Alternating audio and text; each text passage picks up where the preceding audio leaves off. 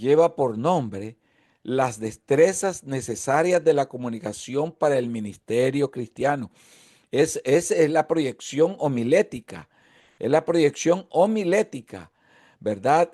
En las destrezas necesarias de la comunicación para el ministerio cristiano. Para iniciar esta clase, nosotros vamos a orar poniendo al Señor, ¿verdad? Toda esta clase en sus manos. Padre nuestro que estás en los cielos, santificado y glorificado sea su santo y bendito nombre.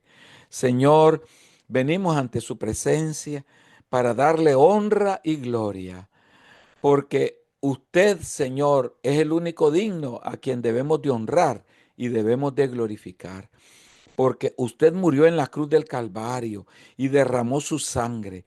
Por lo tanto, Señor, es a usted a quien honramos y glorificamos. Es a usted que le damos loor. Es a usted, Señor, que rendimos nuestra vida a sus pies. Nos humillamos ante su presencia, humillamos nuestro corazón, humillamos todo nuestro ser a usted, a sus pies. Gracias, Señor, por ser nuestro Padre Celestial, por ser nuestro Maestro por excelencia. Gracias, Jesús. Bendice esta clase a los estudiantes que son ministros del Evangelio y que van, Señor, con entusiasmo a proclamar las buenas nuevas, Señor, tuyas. Y ahora úngelos con tu Espíritu Santo. Dales sabiduría para que puedan, Dios mío, cada día poder penetrar esta enseñanza en sus corazones y en sus mentes. Y también, Señor, bendíceles en el examen que van a tener hoy. Llénales de tu sabiduría en el nombre de Cristo Jesús. Amén y amén. Bien, hermanos, es la lección, ¿verdad? Número 4, la que nosotros vamos a estudiar. En esta lección número 4, nosotros vamos a proyectar tres cosas que son importantes. O sea, digamos que si hay alguna de las pocas cosas que son más difíciles que la comunicación efectiva, y es hablar con claridad y escuchar con atención para que lo que se transmita concuerde con lo que se recibe. Esto es una de las tareas más desafiantes que el ser humano ha confrontado desde que los lenguajes fueron confundidos en la Torre de Babel. Más frecuente que lo que cualquier ministro le gustaría admitir, la predicación, el testificar y la consejería son el visitar de nuevo a Babel. Una de las responsabilidades primordiales de los que ministran la palabra de Dios es desarrollar destrezas para la comunicación. Entonces, para desarrollar destrezas para la comunicación, el ministro debe, uno, aprender a escuchar. Dos, aprender a comunicarse. Tres, aprender a persuadir. Tres elementos que son claves. Vuelvo a repetirlos. Uno, aprender a escuchar. Dos, aprender a comunicarse. Y tres, aprender a persuadir. Amados estudiantes, en la vida tan acelerada en la cual vivimos hoy, ninguna de estas áreas de aprendizaje es explorada fácilmente. Para lograr la habilidad de pensar, hablar y convencer, para conectar la palabra de Dios y las necesidades de la gente, es una meta valiosa de nuestros esfuerzos mejores y duraderos. El ministro busca, como lo hizo el apóstol Pablo, y como sigue y cautivando todo intento a la obediencia de Cristo. Segunda de Corintios 10, capítulo 15, hermano. Capítulo 5, perdón.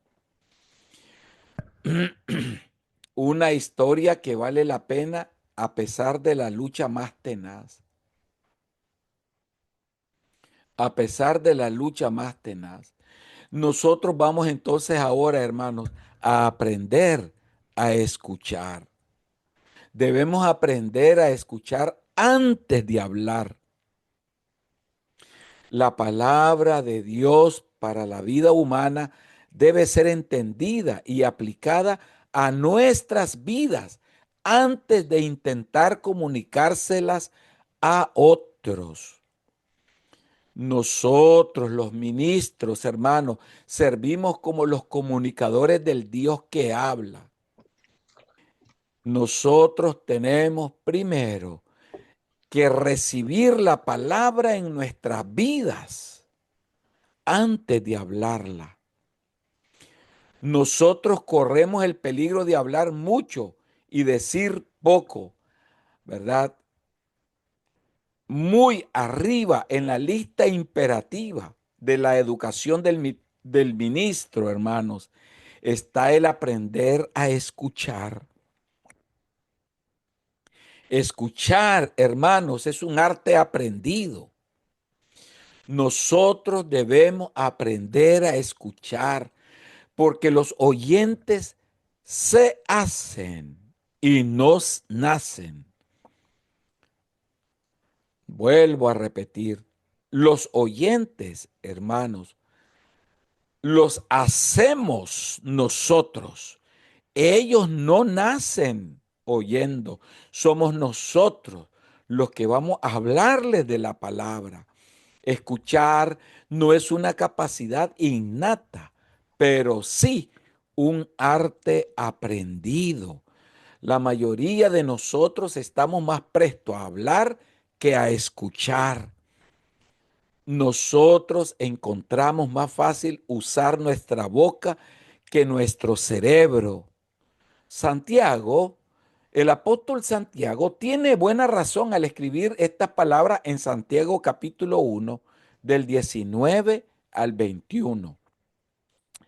Por esto, mis amados hermanos, todo hombre sea pronto para oír, tardo para hablar, tardo para irarse, porque la ira del hombre no obra la justicia de Dios. Por lo cual, dejando toda inmundicia y superfluidad de malicia, recibid con mansedumbre la palabra ingerida, la cual puede hacer salvas vuestras almas. Santiago, el apóstol Santiago, sabe que oír no es suficiente. Se tiene que actuar. La palabra recibida debe convertirse en la palabra practicada, hermanos. ¿Qué quiere decir esto? Que lo que yo voy a preparar, el sermón que yo voy a preparar, me lo debo predicar primero a mí mismo, sentirlo, vivirlo, practicarlo. Pero, hermanos, escuchar es vital porque el instinto del ser humano primeramente es reaccionar sin pensar. Ese es el instinto del ser humano. El escuchar nos da la capacidad de purificar nuestro ser interior, de donde nuestro hablar y actuar surgen del interior del corazón. Escuchar nos da la capacidad de saber qué decir y cómo decirlo para hacer la vida de la gente mejor y no peor. Escuchar Debemos primero, hermano, Dios, escuchar a Dios tiene la prioridad. Debemos primero que nada escuchar a Dios. Somos siervos de su palabra y responsables de inyectar su palabra a diferentes circunstancias de la vida que confrontamos. Esto nos trae, amados hermanos, de regreso a las tres formas de la palabra de Dios. Cristo, uno, Cristo, importante esto, Cristo, la Biblia y la predicación. Vean qué importante. Nos trae de regreso a estas tres formas. Entonces, Dios habla en Cristo. Cristo es la palabra encarnada. Y cuando visitó nuestro mundo, trajo la palabra, hermanos, del Padre para sus hijos. El Evangelio de Marcos, describiendo el llamado de los 12, describe esto hermoso en Marcos 3, del 13 al 14. Y subió al monte y llamó así a los que él quiso y vinieron a él. Y estableció 12 para que estuviesen con él y para enviarlos a predicar y que tuviesen potestad de sanar enfermedades y de echar fuera demonios. Las montañas en el Antiguo y Nuevo Testamento son lugares de revelación. Al lugar de revelación Jesús llamó a aquellos que hablarían por él. Ahora ese lugar de revelación, hermano, ya no es aquella montaña. Ahora ese lugar de revelación es el templo, la iglesia, en donde nos reunimos y en donde Dios habla y llama a los ministros, a los cuales el Espíritu Santo ha tocado, a su llamado, a proclamar su evangelio, su evangelio.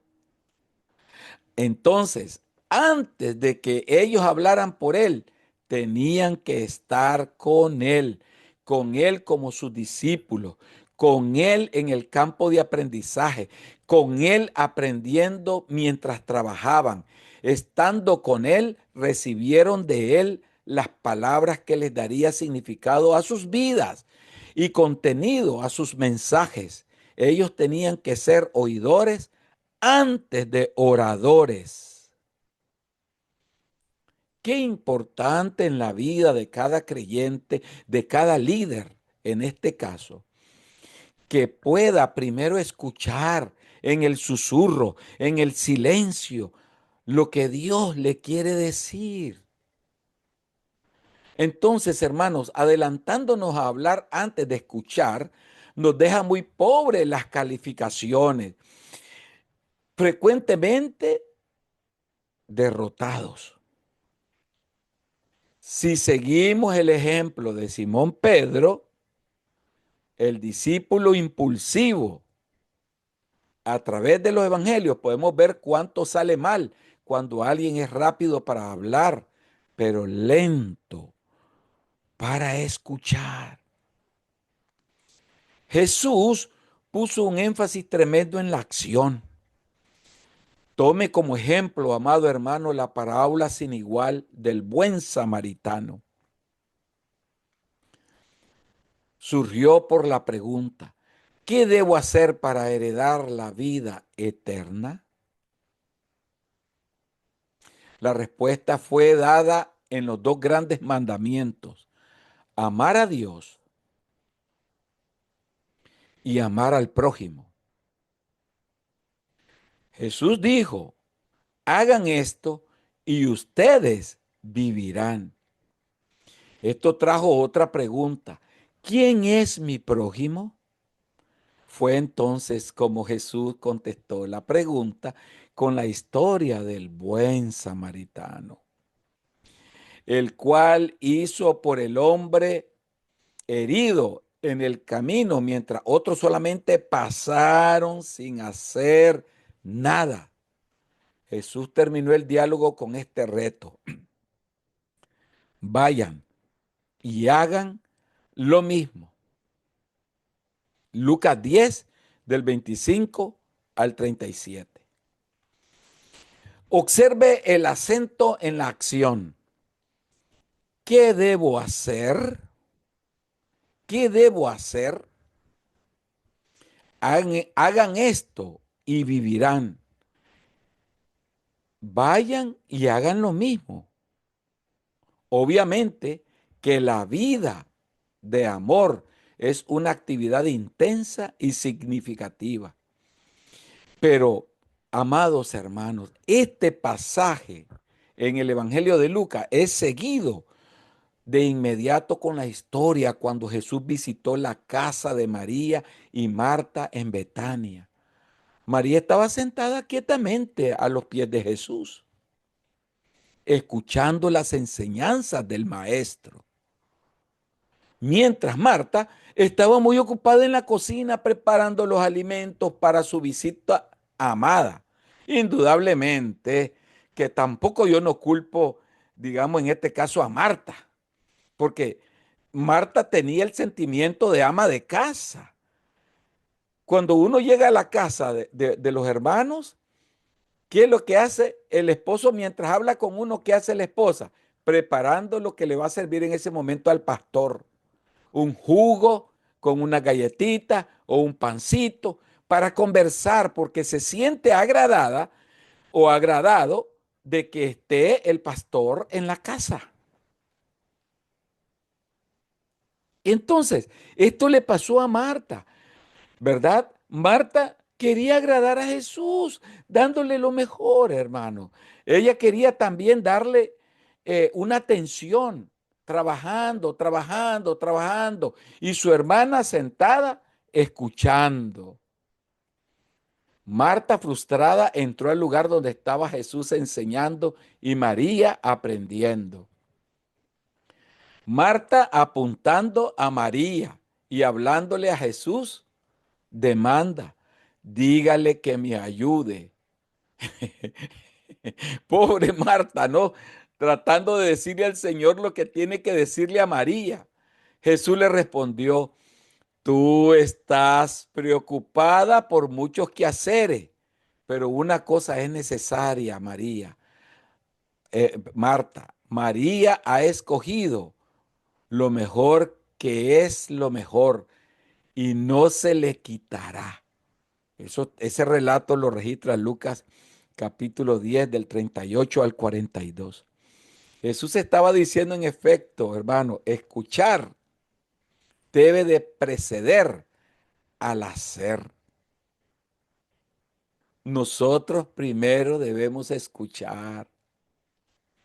No debemos de partirnos, hermano, de lo que vemos.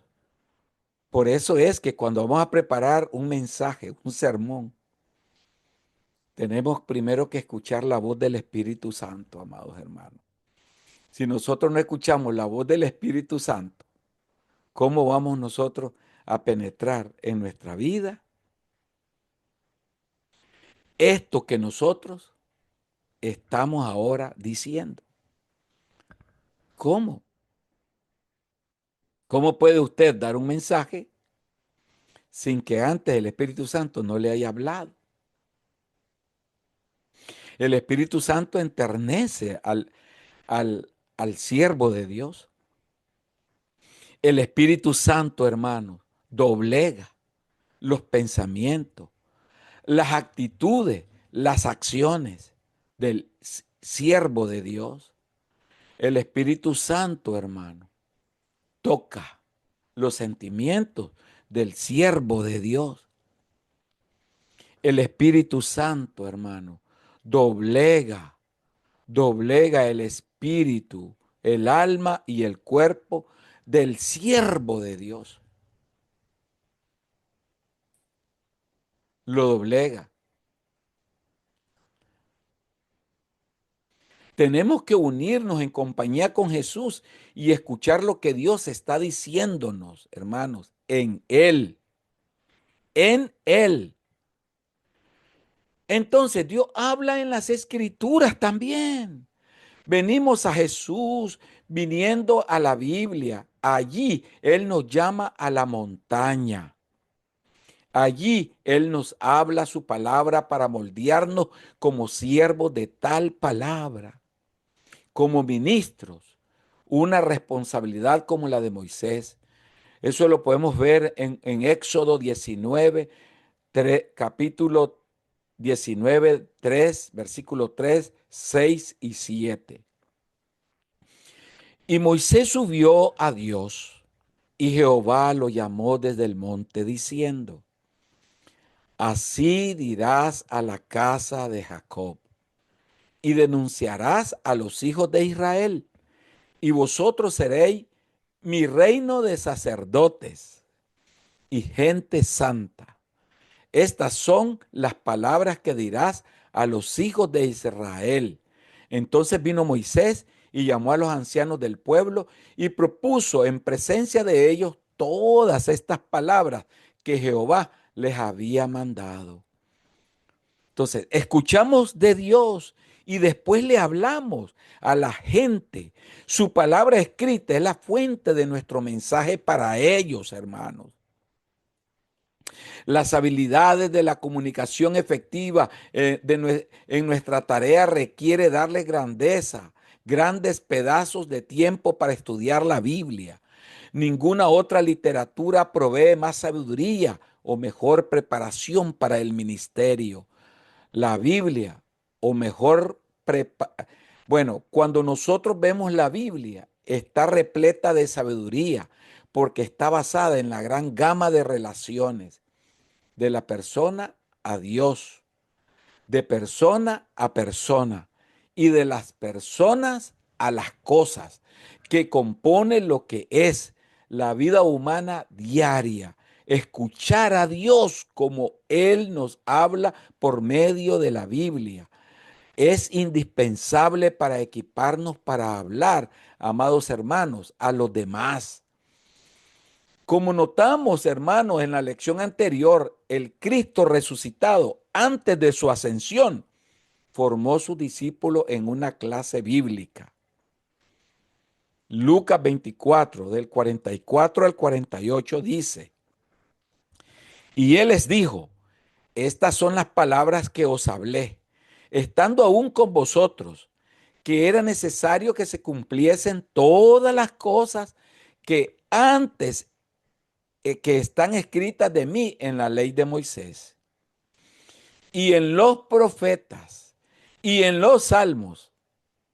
Entonces les abrió el sentido para que entendiesen las escrituras y dijo: así está escrito y así fue necesario que el Cristo padeciese y resucitase de los muertos al tercer día y que se predicase en su nombre el arrepentimiento y la remisión de pecados en todas las naciones, comenzando de Jerusalén, y vosotros sois testigos de estas cosas. Lucas 24, del 44 al 48. Cuando él dice comenzando de Jerusalén, se refiere comenzando de mí, comenzando de aquí donde estoy yo, porque yo soy Jerusalén. Jerusalén es la ciudad santa. Él es Jerusalén.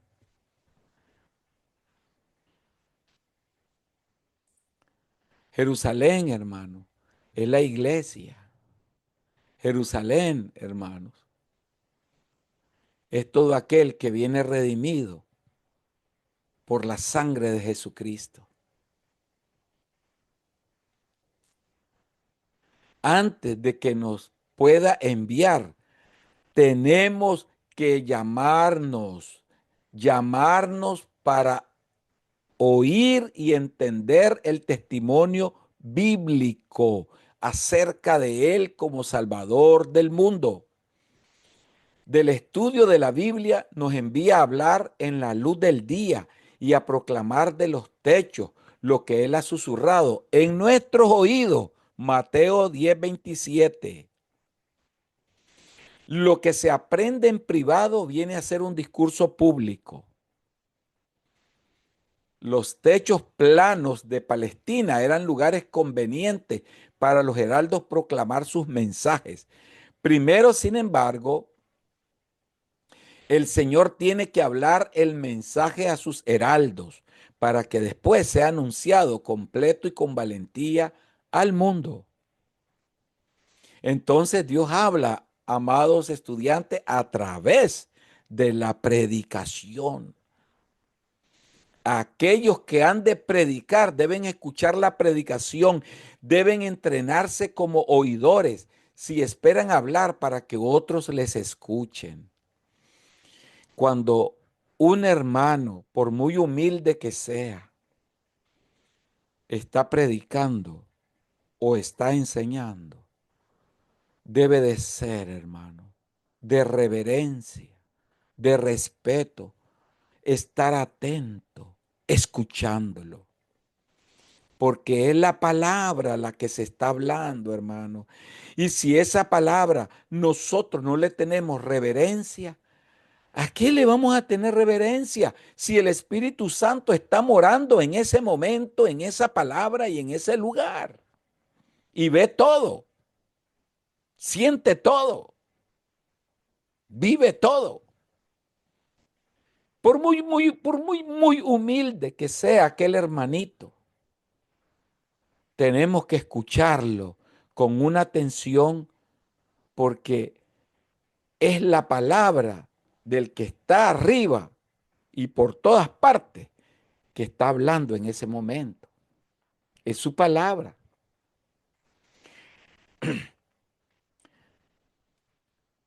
Desafortunadamente, hermanos, los predicadores con frecuencia son pobres en escuchar la predicación. Son muy dados a perder el mensaje personal que el Señor les quiere dar.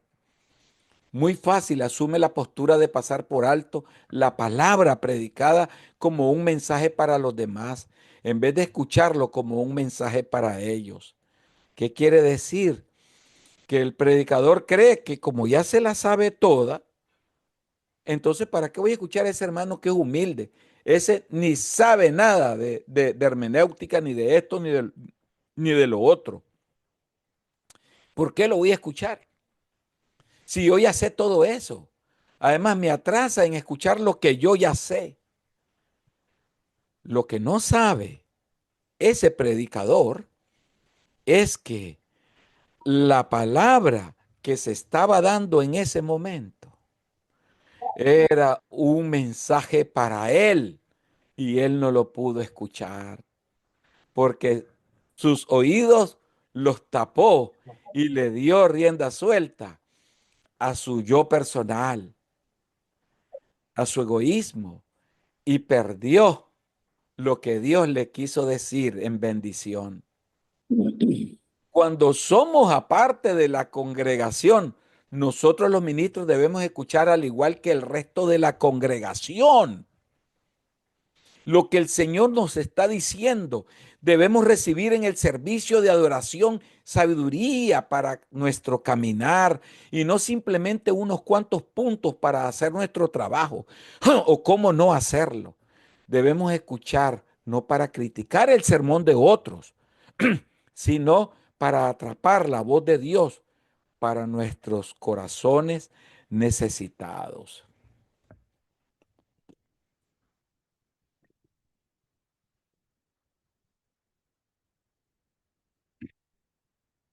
Debemos escuchar el mensaje de los profetas antiguos, de los apóstoles, que están en las escrituras, hermanos. Pero Dios tiene voces vivas, clamando en el desierto presente. Y a ellas también tenemos que prestarle atención. Esto no solo por una cortesía profesional, pero para nuestro enriquecimiento espiritual y verdaderamente para sobrevivir espiritualmente. El mensaje que da un hermano, por muy humilde que sea, debemos de prestar toda la atención debida, porque esa puede ser la palabra que me está dando el Señor a mí para librarme de la muerte, para librarme del fracaso, para librarme de la destrucción. Qué importante, amados hermanos, es esto. Escuchar a Dios ocurrirá también en el estudio privado que nosotros hacemos cuando estamos preparando el mensaje. La lectura es nuestra oportunidad para escuchar a las personas con dones cuyos escritos explican, uno, las enseñanzas de las escrituras, el comportamiento de la gente, los eventos en la historia, los métodos de comunicación. Eso es importante. Y todas las otras áreas de aprendizaje que nos beneficiarán en el perseguir el ministerio efectivo.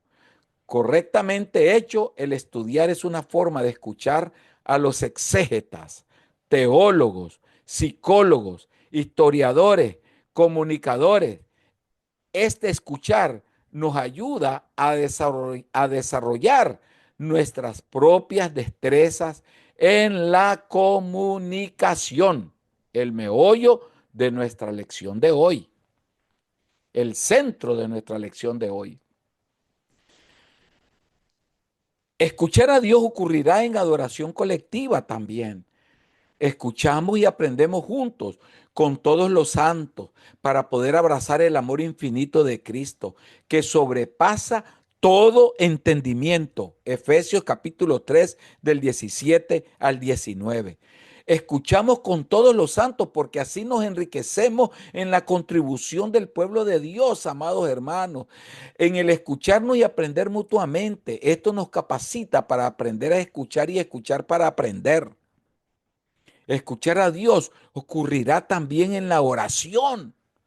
Nosotros rápidamente pensamos que orar es hablarle a Dios.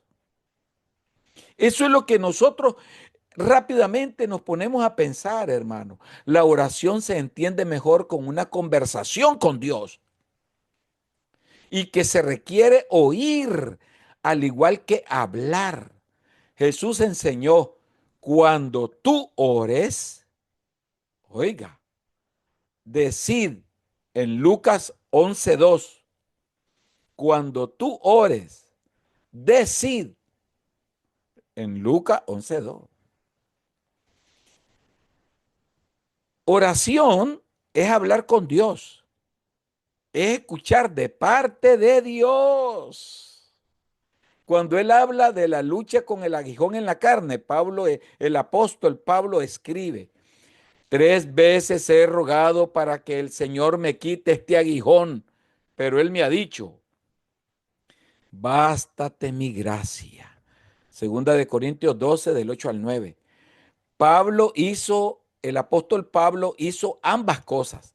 Le habló al Señor y escuchó del Señor mientras oraba. Porque nosotros tenemos, ¿verdad? La costumbre de o solo orar y orar y orar. Amén. Nos levantamos y nos vamos y hasta ahí llegamos, ¿verdad? Cuando estamos a solas, debemos de saber, hermano, que nuestra oración es una conversación con Dios en donde vamos a hablar y a escuchar. Atención. Pero cuando estamos, digamos, aquí, dice, vamos a orar para que el Señor bendiga esta clase. Nosotros oramos pidiendo una bendición. Y el Señor, como dicen, fue una petición que la pusimos en su escritorio. Él la va a ver y él la va a analizar. Pero cuando estamos orando en el silencio, nosotros conversamos con Dios. Y ahí es cuando nos quedamos en silencio por un momento. Y Conversar con Dios no solamente es cuando yo voy a doblar mis rodillas. Puede ser que yo esté en la cama y me despierto en la madrugada y comienzo a pensar y a hablar con Dios. En ese momento mi corazón está presente ante Dios, mi hombre interior. Hablo con Él y Él me escucha y Él me habla. Bien puedo doblar mis rodillas, pero al doblar mis rodillas, yo voy a clamarle a Él. Pero ¿qué le que le voy a clamar?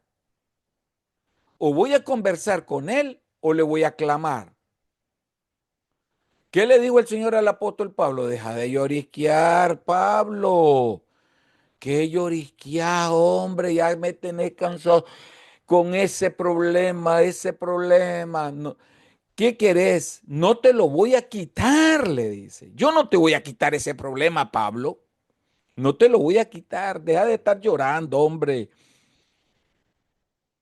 Simplemente, Pablo, bástate mi gracia, porque mi poder se perfecciona en tu debilidad.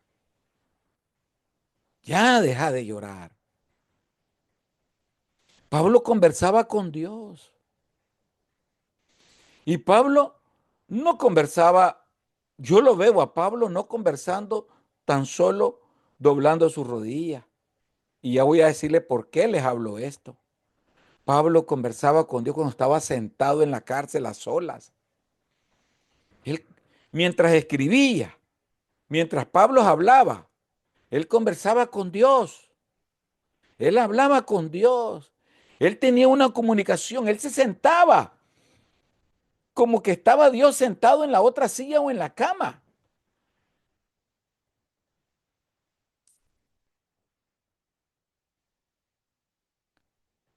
Cuando cuenta la historia de un padre que le dijo a sus hijos, voy a casa.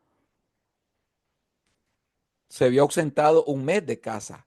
Vuelvo a casa del trabajo que tenía. Quiero que en la mesa, la mesa tenía 12 sillas. Quiero que haya una silla número 13, dijo él. Entonces le dijeron, padre, ¿para qué quieres una silla número 13? Pongan ustedes la silla número 13, por favor. Y vamos a comer y que sea la cena más especial esa, la comida más especial. Entonces todos dijeron, papá debe traer un invitado especial. Entonces, cuando llegó él y habían las 12, las 13 sillas, entonces vino él que se sentaba siempre en la cabecera. No se sentó en la cabecera, sino que dejó la silla vacía, se sentó en otra silla él y dejó la cabecera. En la silla, él se sentó en la 13, digamos. Él se sentó en la 13 y en la cabecera dijo, en esa yo no estoy sentado, porque hoy está con nosotros un invitado especial. Pero si no vemos a nadie, papá le dice, padre, no vemos a nadie. Hoy está el que murió por nosotros en la cruz del Calvario, Jesucristo. Ahí está presente con nosotros.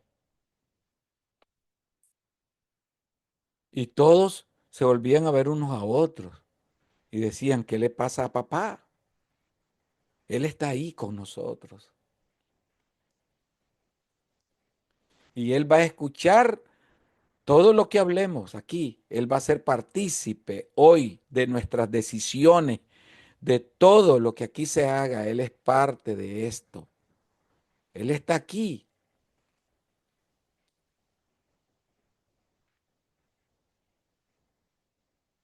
Hermanos, cuando nosotros conversamos con Dios, Él está ahí con nosotros. ¿O usted cree que no está? Porque si cree que no está, entonces ¿para qué ora? Mejor no orar. Pero si yo creo que Él está a mi lado, yo, hermano, lo voy a tratar con la ternura más grande, porque está a mi lado. Yo voy a conversar con Él, yo voy a platicar con Él. Y el Espíritu Santo, que es Jesucristo, está ahí conmigo. Ahí está conmigo Él. Él está conmigo. Y voy a conversar con Él. Él está aquí con nosotros. Y Él está escuchando esto, hermano. Todo esto Él lo escucha. Porque el Espíritu Santo está con nosotros. Y recuerden que el Espíritu Santo es el único que escudriña todo lo de Dios. Lo profundo y lo escondido de Dios. Solamente el Espíritu Santo lo escudriña. Por lo tanto, el Espíritu Santo, hermano, sabe que Jesucristo está entre nosotros también. Porque Él es.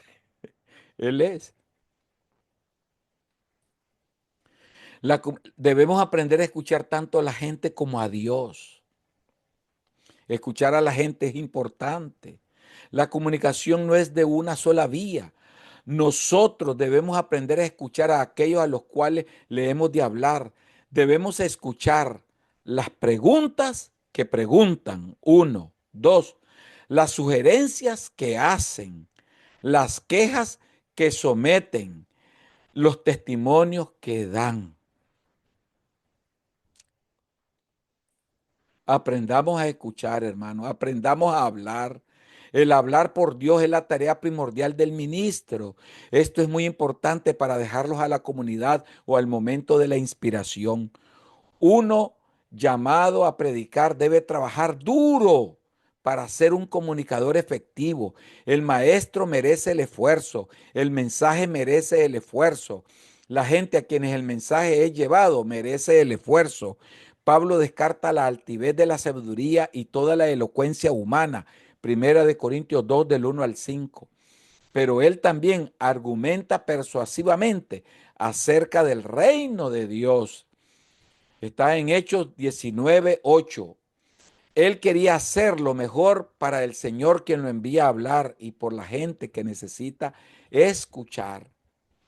El ministro, hermano, el mensaje única y técnicas comunes. El ministro tiene un mensaje especial, pero no requiere técnicas especiales para transmitirlo. No hay una retórica sagrada, solamente hay una retórica común al servicio de la verdad sagrada. No hay reglas especiales para hablar en público que le dé punto extra y poder al mensaje del predicador. Las mismas reglas efectivas que gobiernan el hablar para dirigir el construir un bote de vela, gobiernan el hablar en edificar una relación con Dios. Las reglas efectivas para hablar en público se reducen a tres constituyentes básicos. Esencial esto.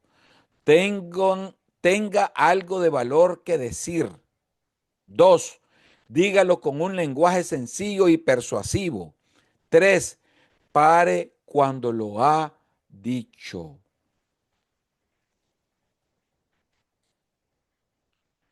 El más grande de todos los temas, hermano. Nosotros los predicadores tenemos el mensaje más significante y urgente de todos los mensajes. Podríamos decir como Pablo, predicamos a Cristo, que el mensaje del orador tiene que ser relevante a los oyentes y para la ocasión es axiomático. Usted le va a hablar a un grupo de constructores que viven y vivirán en el trópico y les enseñará cómo construir iglús, o sea, tiendas especiales. Jesucristo no puede ser irrelevante porque Él es el creador y redentor de la raza humana. Él posiblemente no es deseado por todos, pero es necesitado por todos. Él murió por todos, Él vive por todos, Él tiene poder para salvar a todos y Él viene para juzgar a todos. No hay ningún tema que haya cautivado la mente humana y la lengua de las personas de tan mayor importancia como el tema de la pasión de nuestra predicación de la palabra de Dios, siendo que nuestro tema es el significado de Jesucristo para la vida humana.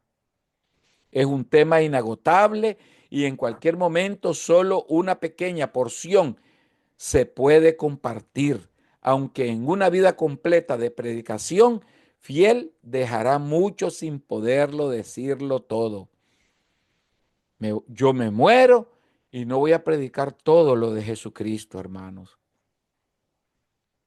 No me va a dar tiempo. Por eso aprovechemos a predicar todo lo de Jesucristo mientras podamos. Jesucristo es el tema central de nuestra vida. Todos los mensajes, por eso yo les decía bien claramente en la clase, en el otro curso, no se preocupen por el tema que ustedes busquen. Si el tema es Jesucristo, miles han escrito sobre Jesucristo, pues el tema suyo va a ser el 1001 sobre Jesucristo. Me gustó eso, pastor. El tema es Jesucristo. Así es, y no se preocupe. No se preocupe porque si el otro escribió de Jesucristo, usted va a escribir 1.000.000 de veces sobre Jesucristo, pero con diferentes contenidos, porque hay mucho de qué hablar de Jesucristo. Eso es todo, hermano. Eso es todo. No nos preocupemos por eso. No nos preocupemos. Mensajes van a haber millones de un mismo tema, pero el contenido será distinto. Entonces, el más claro de todos los lenguajes, lo grandioso de nuestro mensaje, no debe ser sacrificado por pensamientos nublados o lenguaje bajo. Nuestras ideas deben de ser convincentes. Nuestro lenguaje debe de ser claro y colorido. Entonces, debemos de predicar el lenguaje de la gente, no en el del estudio. Cada profesión desarrolla su propio vocabulario técnico. Y eso es una verdad, hermano. En la teología, en la biología, en la astronomía, en la ingeniería o en cualquier otra ciencia. El apóstol Pablo tiene consejos de gran valor para nosotros aquí, lo que hablábamos, ¿no? Tantas clases de idiomas hay seguramente en el mundo y ninguno carece de significado. Por eso, si yo desconozco del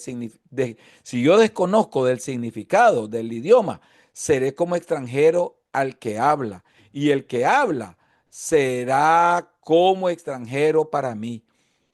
Entonces dice Pablo, doy gracias a Dios que hablo en lengua más que todos vosotros. Sin embargo, en la iglesia prefiero hablar como 5 palabras con mi sentido para que enseñe también a los demás con 10.000 palabras de una lengua desconocida. 1 Corintios 14, 10, 11, 18 y 19.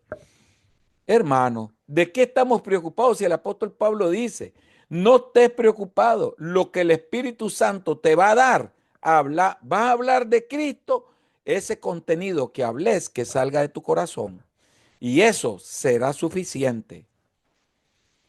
No vamos a estar preocupados, hermanos, de decir, pero es que lo que pasa es que el hermano habló del amor de Dios el mes pasado o la semana pasada. Pero si el Espíritu Santo le dice, ahora tú vas a hablar del amor de Dios, es porque le va a dar un poder en esa palabra, hermano, diferente. Por eso es la razón que nosotros tenemos que manejar estos conceptos y estas cosas que son sumamente esenciales, hermano. El lenguaje pintoresco no significa una elocuencia artificial. Estirar tanto la verdad tan querido por lo que quieren impresionar no le ayuda a la predicación para bien. El lenguaje pintoresco significa un lenguaje como convivencia y vigor. El lenguaje que emplean similitudes, metáforas, símbolos, narraciones, anécdotas, cualquier otra figura literaria que refuerce el mensaje. El sermón no tiene que ser seco y aburrido. La verdad no se debe envolver en tela de gris para que se entienda y sea solemne. La verdad se puede vestirse en colores claros y llamativos Por supuesto que el mucho color puede diluir la esencia del mensaje y enfocarse en el estilo. La gente no debe salir impresionada en cómo se dijeron las cosas y que no se acuerden de lo que se dijo. Dirijamos hacia el camino correcto cuando mantenemos en mente que las palabras deben de ser empleadas para servir el pensamiento, no para ser servidas por ellas. Qué importante que nosotros podamos manejar todo lo que nosotros consideramos. El Señor a quien llama lo califica. Las encuestas nos dicen que la comunión en público le produce miedo a la mayoría de las personas. Muchos nunca vencen la fobia, la tal fobia. Si Dios le ha llamado a ministrar su palabra, usted debe superar el miedo, la fobia. Si usted no está preparado para hablar en público, puede llegar a estarlo aplicándose diligentemente. Estudie oratoria, estudie la gramática, estudie la psicología, escriba sus mensajes y léalos en voz alta. Grabe sus sermones y escúchelo. Escuche con atención a los buenos oradores. Aprópiese de los puntos fuertes de ellos sin ser imitador. Sea usted mismo, pero siempre esfuércese a ser mejor. Siempre. Entonces, aquí reciba su ayuda, espere su ayuda, disfrute de su ayuda de parte del mensaje de la palabra de Dios. ¿Cómo? 1, preparándose bien, sea humilde. 2, 3, conozca su audiencia. Y 4, busque la unción divina. Si esas 4 cosas usted las persigue, entonces, hermano, usted será un predicador bendecido, bendecido. Aprendamos a hablar. Aprendamos a hablar, hermano.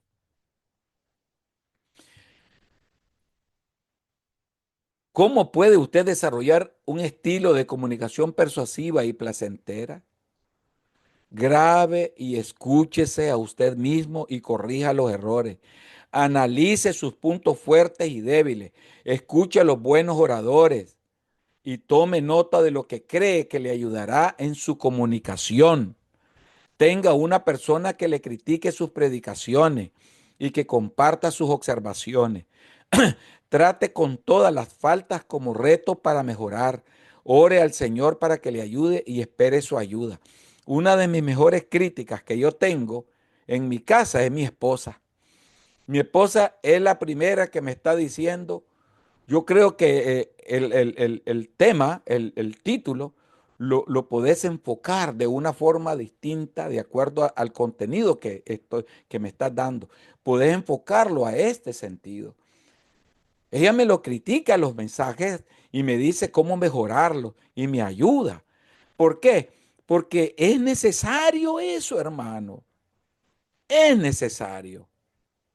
Siempre estoy con ella, yo viendo esto, siempre, y ella es una gran ayuda para mí. Aprendamos a persuadir. El ministro aprende a hablar para poder convencer, para persuadir a los oyentes, para que adopten cierta forma de creencia y de estilo de vida en una situación cristiana verdadera. La respuesta deseada expresa la voluntad del Señor, quien llama al orador y suple el mensaje. La meta de la predicación no es ganar aplausos para el predicador, pero ganar alianzas para el Señor. Yo no comparto, hermanos, nunca que a mí cuando yo predico me aplaudan, porque me siento, hermanos, mal. Me siento muy mal. Prefiero que digan amén, amén, amén. Cuando un predicador le fascina que le aplaudan, ese predicador no es de Dios, porque la gloria se la está robando a Dios y el que le roba la gloria a Dios no es de Dios. El predicador debe ser humilde.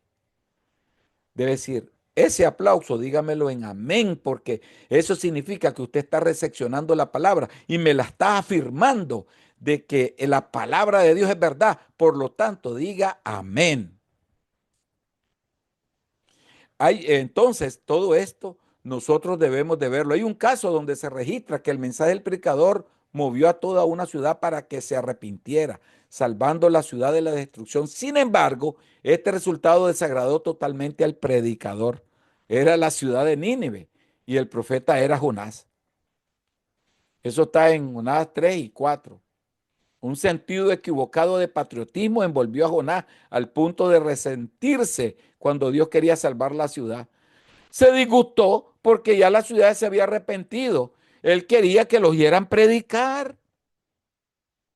Él quería que él fuera el hombre que llegó con la palabra. Lo ideal hubiera sido que el deseo de Dios para salvar a Nínive hubiera sido también el sentir del profeta. Cristo manda, pero no obliga a nadie, hermano. Persuasión es lo opuesto a la coerción. Pastor, Sí. fíjate que lo que usted dice tiene razón, mucha razón. He observado que en algunos predicadores eh, ellos tienen, bueno, usan esta frase como, por ejemplo, o denle un aplauso al Señor. ¿Cómo lo ve usted? Pero yo puedo percibir que ellos quieren el aplauso, pero no lo puedo criticar porque no sé si en verdad lo está diciendo de corazón, pues ese es el énfasis, esa es la idea. Pero Ya lo expliqué en la lección, lo que significa cuando un pastor quiere eso. Ya lo expliqué. Simplemente es vanidad, vanidad del predicador. Un exacto. predicador vanidoso. Persuasión es también lo opuesto a la manipulación. La manipulación, amados estudiantes, es una forma sutil de coerción. Difiere de la fuerza bruta, solo porque inflige dolor mental en vez de dolor físico para lograr su objetivo. Algunas veces la coerción y la manipulación son unidas para poner presión y asegurar sus metas. La persuasión es cristiana. La coerción y la manipulación son anticristianas. Cristo le estaba hablando a la iglesia a través de todas las edades cuando le ordenó a Pedro, guarda tu espada. Pedro, yo te ordeno, mete tu espada en la vaina.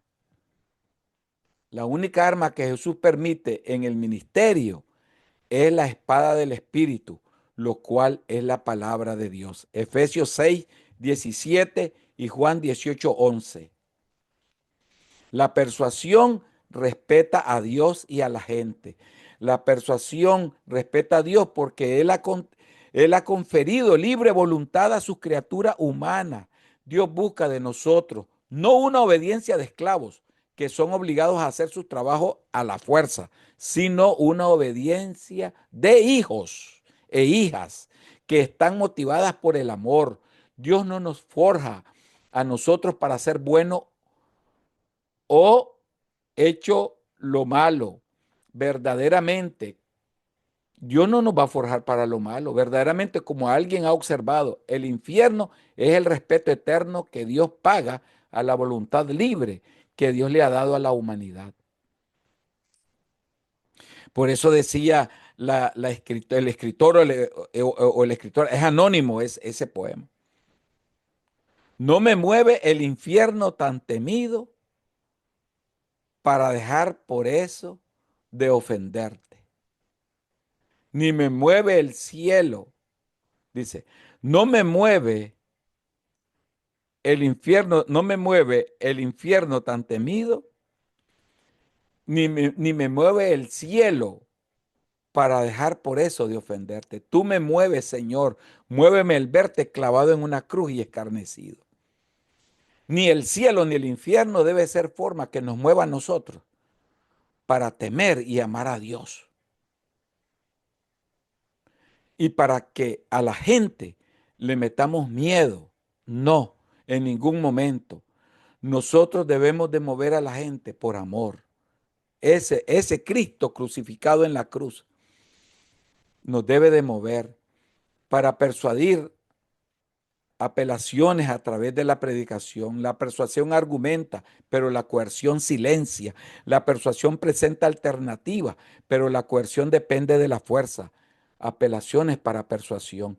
Dios apela a través del predicador. Un pasaje en la correspondencia del apóstol Pablo a los Corintios describe esto muy bien. Y todo esto proviene de Dios, quien nos reconcilió consigo mismo por Cristo y nos dio el ministerio de la reconciliación. El Señor nos dio el ministerio de la reconciliación para que nosotros, hermanos, podamos hablar con los hombres y traerlos a Cristo. Dices, con esto terminamos, 2 Corintios 5:19, del 6 al 2, que Dios estaba en Cristo reconciliando al mundo consigo mismo, no tomándoles en cuenta sus transgresiones y encomendándonos a nosotros la palabra de la reconciliación. Así que somos embajadores en nombre de Cristo, y como Dios os exhorta por medio nuestro, rogamos en nombre de Cristo, reconciliaos con Dios. Al que no conoció pecado, por nosotros Dios le hizo pecado, para que nosotros fuéramos Dios, para que, perdón, al que no conoció pecado, por nosotros Dios le hizo pecado, para que nosotros fuéramos hechos justicia de Dios en él. Porque dice, en tiempo favorable te escuché, y en el día de la salvación te socorrí. He aquí ahora el tiempo más favorable. He aquí ahora el día de salvación. Dios actuó en Cristo para la salvación del mundo. Dios habla por medio de los predicadores para implorar a los seres humanos que reciban la gracia para ser salvos.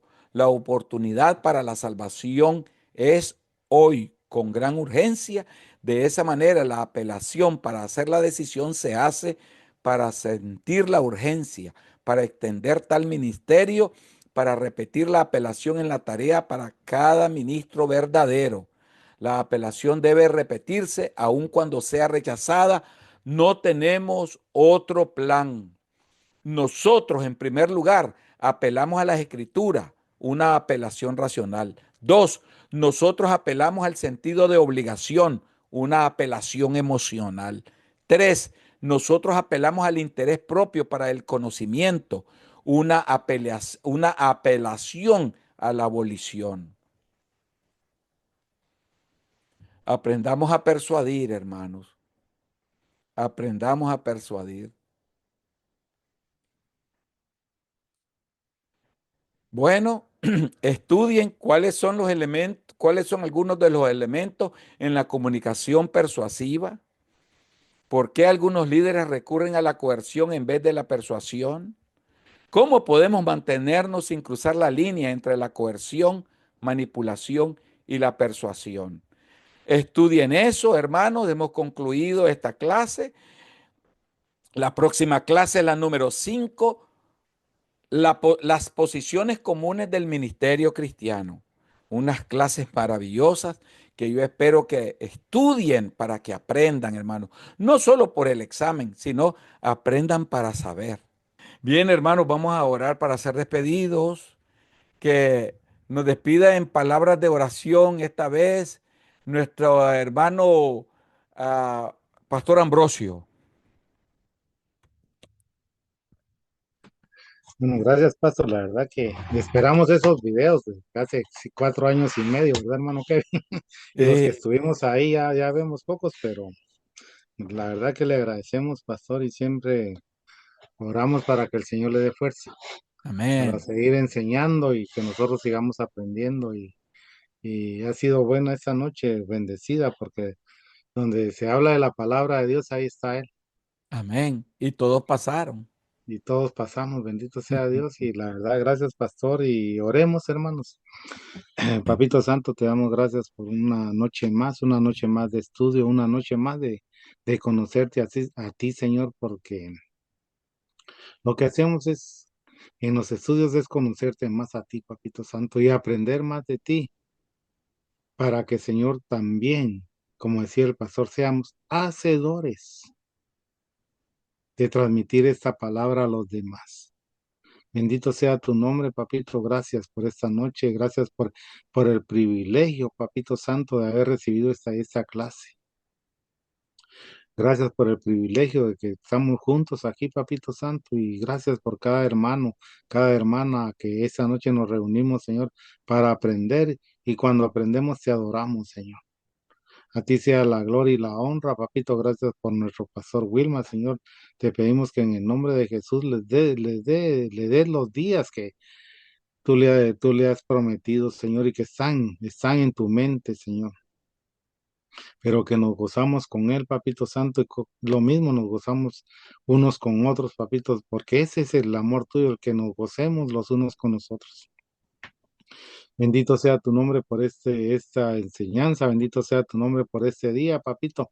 Y como decía el salmista, en paz me acostaré y así mismo dormiré, porque solo en ti, Señor, estaré confiado. Gracias, Papito Santo, por tu amor y tu misericordia. Gracias, Papito Santo, porque tú sigues siendo fiel, aunque nosotros seamos infieles. Gracias, Papito Santo, por tu Hijo amado Jesucristo, que vino a dar su vida por cada uno de nosotros y ahora ya no es solo nuestro Salvador, sino que es el Señor y dueño de nuestras vidas. A ti sea la honra, Papito Santo, en el nombre de Jesús. Oramos. Amén y amén. Amén. Dios les bendiga. Bendiciones, pastor. Bendiciones, hermanos. Saludémonos. Un abrazo, Dios los bendiga. Dios los Gracias, bendiga. pastor. Dios les guarde. Dios los Amén. bendiga. Amén. Feliz noche. Bendiciones a todos. Feliz noche. Feliz noche a todos, hermanos. Bendiga. Amén. Bendiciones.